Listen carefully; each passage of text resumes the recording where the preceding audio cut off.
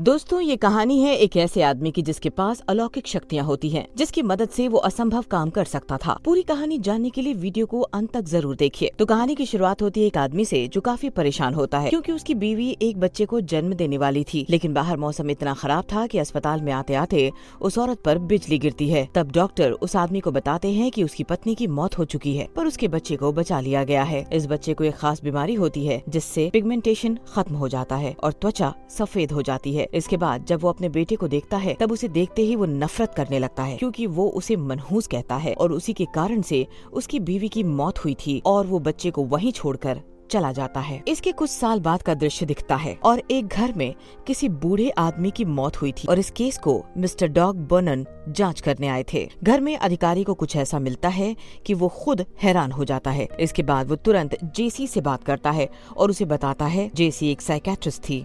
अब जेसी और डॉग घर के अंदर जाते हैं और घर के बेसमेंट में पहुंचते हैं। अब हम यहाँ एक आदमी को देखते हैं जो पूरी तरह से सफेद रंग का था और उस पर कोई बाल नहीं थे। पहले तो जेसी उसे देखकर डर जाती है, फिर जेसी उसे अपना नाम पूछती है। तब वो अपना नाम जेरेमी बताता है और ये वही बच्चा होता है जिसे उसके पिता ने गोद लेने से मना किया था और वो उसे वहीं अस्पताल में छोड़कर चले आए थे मनहूस कहकर। लेकिन उसके दादाजी ने कई सालों तक पूरी दुनिया से उसे छुपाकर अपने पास रखा था, पर वो उसे कभी भी बाहर नहीं जाने देते थे। जेरेमी कभी भी स्कूल नहीं गया था, लेकिन उसके पास कई सारी किताबें थी जिन्हें पढ़कर उसे बाहर की दुनिया की बहुत समझ थी। उसका शरीर कमजोर था पर उसकी बुद्धि बहुत ही तेज थी। कुछ दिन बाद जेसी को ये पता चलता है कि जेरेमी को लाइब्रेरी के हर एक किताब का पेज याद है। वो जेरेमी को बाहर निकालने का सोचते हैं। वो पूरी तरह से तैयार करके बाहर भी निकालते हैं और जेसी उसे अपने साथ ऑर्फनेज में लेती है, क्योंकि उसके दादाजी के अलावा उसका इस दुनिया में कोई नहीं था। और ये जेरेमी का पहली बार था जब जेरेमी बाहर की दुनिया देख रहा था, लेकिन उसे हमेशा चश्मा लगाना पड़ता था क्योंकि उसकी आंखें बहुत सेंसिटिव थी और सूरज की रोशनी को झेल नहीं सकती थी। वो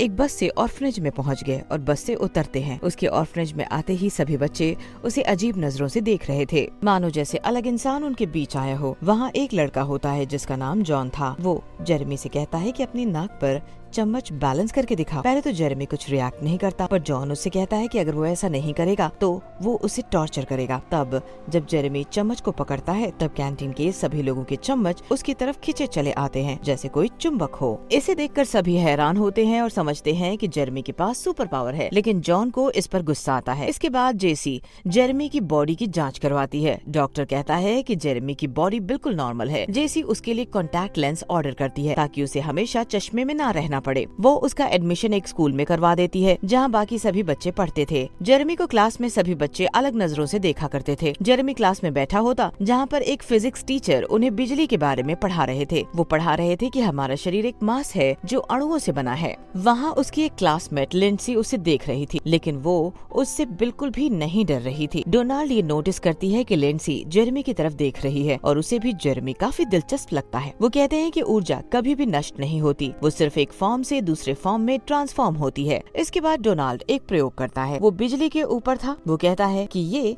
जैकब सीढ़ी है जो बताता है कि आखिर बिजली ट्रैवल कैसे करती है। इसे देखने के बाद जेरेमी की बॉडी कांपने लगती है और एक लोहे की पिन टेबल पर गिरती है। उसके शरीर में कुछ अजीब से बदलाव आ रहे थे और देखते ही देखते बिजली की मात्रा बढ़ जाती है और वो जेरेमी के शरीर की तरफ आकर्षित होती है। बहुत बड़ी संख्या में जेरेमी पर बिजली गिरती है, जैसा मानो वो अपनी तरफ खींच रहा था। डोनाल्ड एक लकड़ी के कुर्सी की मदद से बिजली रोकता है और उसके तुरंत बाद उसे अस्पताल लाया जाता है। डॉक्टर जेरेमी का चेकअप करता है, लेकिन अस्पताल में डॉक्टर से मिलने के बाद ये पता चलता है जेरेमी को एक खरोच भी नहीं आई थी। ये उसके महाशक्तियों की वजह से था। डॉग जेरेमी को देखने जाता है जहाँ डोनाल्ड उसे बताता है कि जेरेमी ने 30 फीट दूर से बिजली को अपनी तरफ खींचा और ये विज्ञान की भाषा में असंभव है। आखिर ये कैसे हो सकता है और शायद यही कारण है कि उसके शरीर पर कोई बाल नहीं आते। तब एक नर्स भागकर डॉक्टर को बुलाती है और कहती है कि जेरेमी भाग गया है और उसे किसी ने भागते हुए नहीं देखा। डॉग जेरेमी के पास उससे मिलने जाता है, लेकिन तब तक जेरेमी वहाँ से भाग चुका था। डॉग कहता है कि वो ज्यादा दूर नहीं भागा होगा, हमें उसे ढूंढना पड़ेगा।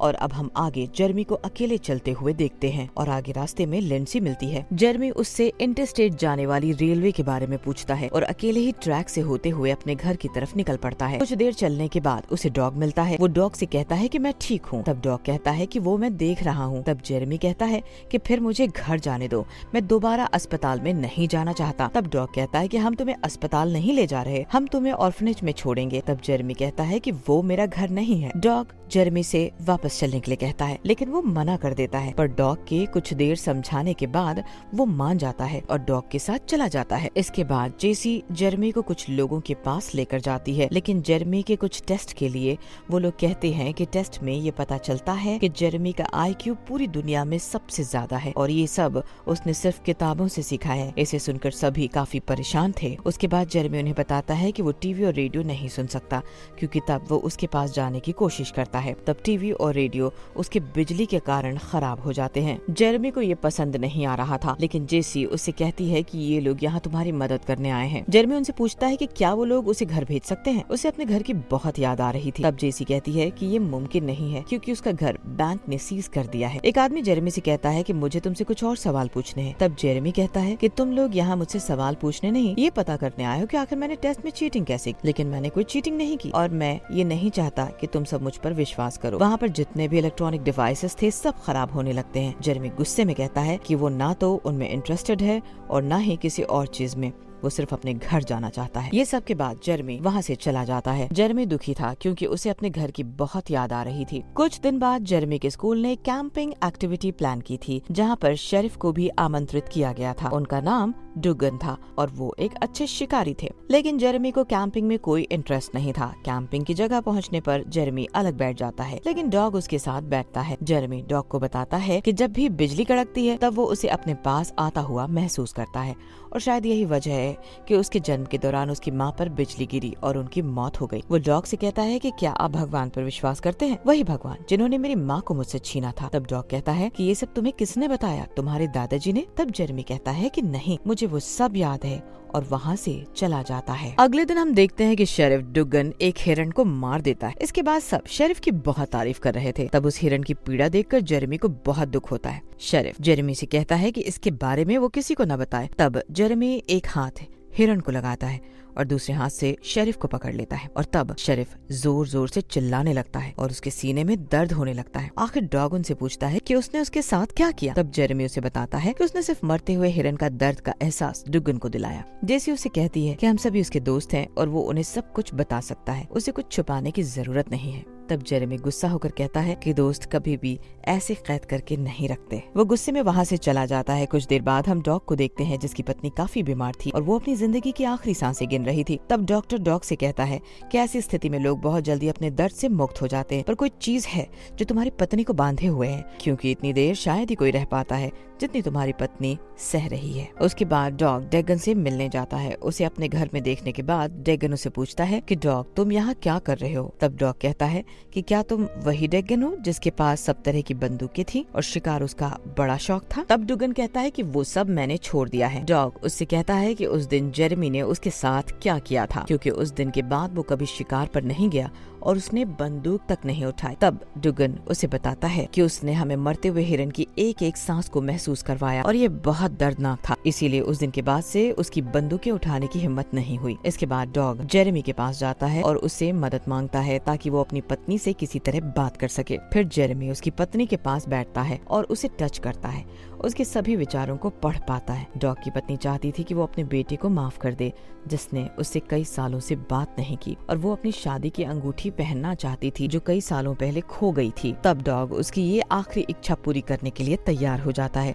और सबसे पहले वो रिंग पहनाता है और उसके बाद वो दुनिया से चली जाती है और उसका बेटा उसे देखने आ रहा था, पर देर हो चुकी थी। डॉग अपने बेटे को गले लगाता है और उसे माफ कर देता है और ये सब देख जेरेमी इमोशनल हो चुका था। अगले दिन एक बड़ा मेला लगा जहाँ ज्यादा लोग आए थे और जेरेमी भी वहाँ जाता है और वहाँ पर भी लोग उसे अलग तरह से देख रहे थे। लिंडसी भी वहाँ आई थी। जेरेमी अपने और लिंडसी के लिए कोक लाता है और दोनों एक बेंच पर बैठे हैं। लिंडसी को जेरेमी ने बताया था कि वो लोगों के विचार पढ़ सकता है। तब लिंडसी कहती है कि पार्क में सारे लोग क्या सोच रहे हैं। तब जेरेमी कहता है कि ये सारे लोग सोच रहे हैं कि वो सभी चीजों चीजों से अलग हैं, जबकि ऐसा कुछ नहीं है। दरअसल वो हर एक चीज से जुड़े हुए हैं जो उन्हें लगता है वो उनसे अलग है, एक पेड़ से लेकर मिट्टी तक। लेकिन ये सारी बातें लिंडसी को समझ नहीं आ रही थी, इसीलिए जेरेमी लिंडसी के हाथ को छूता है और वो दोनों एक दूसरे के दिल की धड़कन महसूस कर सकते हैं। एक दूसरे की उंगलियों के जरिए उनकी हार्ट बीट इफेक्ट हो रही थी। लिंडसी जेरेमी से कहती है कि तुम मुझसे बात करते समय नर्वस हो और तुम बहुत अकेला महसूस करते हो हमेशा से। इसकी वजह से लिंडसी को पता चलता है कि जिस तरह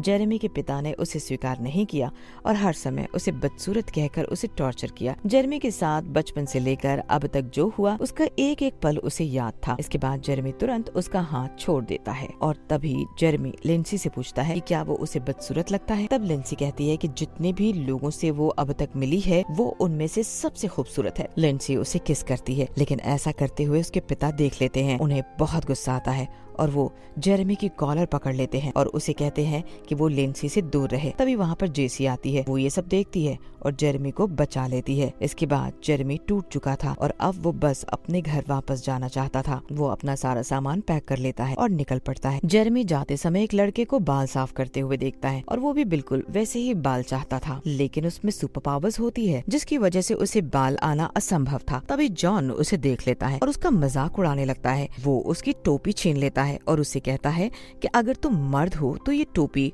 वापस लेकर आओ। जेरेमी उसे कुछ नहीं कहता। जब जॉन उसका हाथ रोकता है तब जेरेमी को उसके छूते ही पता चलता है कि जॉन को उसके सौतेले पिता बहुत टॉर्चर करते थे, जो वो आज तक नहीं भूला है। और इसके बाद वो उसे सौतेले पिता की कही हुई बातें दोहराने लगता है। वो कहता है कि तुम्हारे सौतेले पिता ने एक दिन तुम्हें इतना मारा था कि तुम जिम जाते वक्त अपने कपड़े नहीं बदलते थे, जिसकी वजह से जॉन को बहुत गुस्सा आता है और उसके दोस्त जेरेमी को घसीटकर बाहर ले जाते हैं। उनमें से एक दोस्त कहता है कि उसे छोड़ दो, लेकिन जॉन उसकी नहीं सुनता और उसके सभी कपड़े फाड़कर उसे गंदे पानी में फेंक देता है। जॉन अपने दोस्तों से कहता है कि उसे पकड़ कर लाओ। तब जेरेमी अपनी ताकत का इस्तेमाल करता है और आसमान से एक बिजली जेरेमी पर गिरती है और सभी लोग दूर जाकर गिर जाते हैं। इससे जेरेमी को कुछ नहीं हुआ, पर इस सब से जॉन की सांसें रुक जाती है। पर जेरेमी छोटे छोटे बिजली के झटके देकर उसे ठीक करता है। फिर जेरेमी वहाँ से निकलकर अपने घर पहुँचता है, लेकिन अब वो बिल्कुल अकेला था और उसकी सारी किताबें और चीजें जो उसने अपने हाथों से बनाई थी वो भी नहीं बची थी। ये सब देखकर वो दुखी होता है और अंधेरे में बैठ जाता है। जेसी भी उसके पीछे पीछे चली आती है